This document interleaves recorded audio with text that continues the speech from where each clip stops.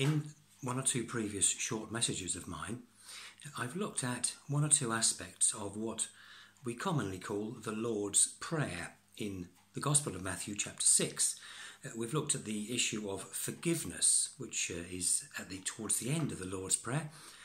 And we've also looked in my last short message at the issue of being able to call God our Father.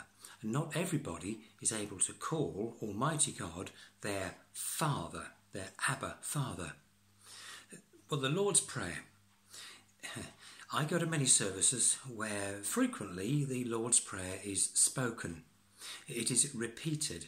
It becomes almost a chant. And many people who go to these services are not churchgoers. They are not born-again Christians.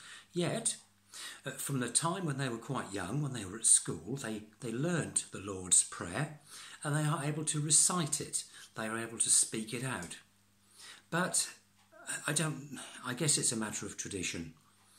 Some people think that simply by reciting the Lord's Prayer, simply by saying the Lord's Prayer, it will somehow stand them in good stead with Almighty God. Well, it will not.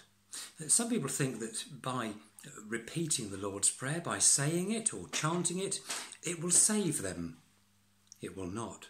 Some people think that by saying the Lord's Prayer, when they are not Christians, it will get them to heaven. Well, it will not.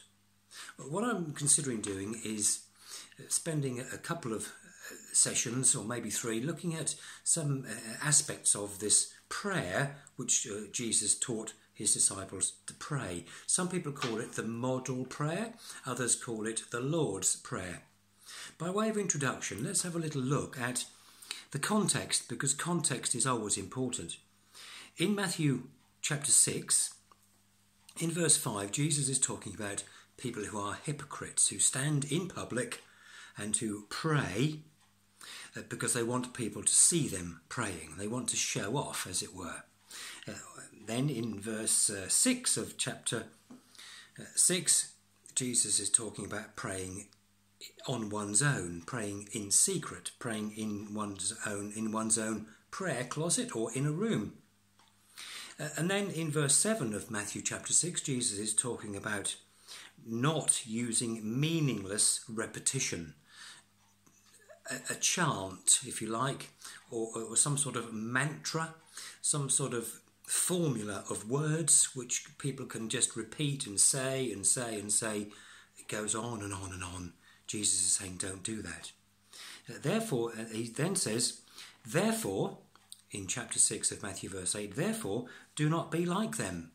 Do not be like these people. Don't be hypocritical, standing in public, saying the Lord's Prayer.